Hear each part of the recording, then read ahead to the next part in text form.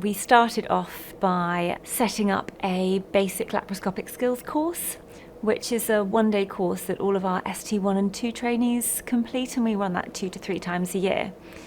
And I remember the first time we ever ran it, and we used a collection of different box trainers that we'd grappled together from many different places.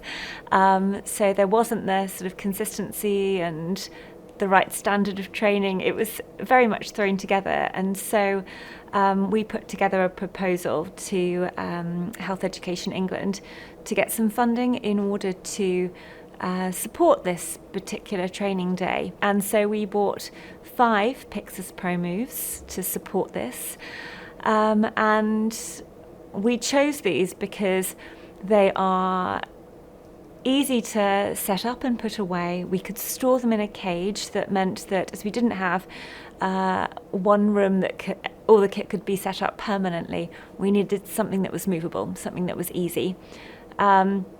And we also chose this particular model because when you're looking at your ST1 and 2 cohort, a key skill that they have to master is camera navigation. And this enables us to teach and hone that skill too.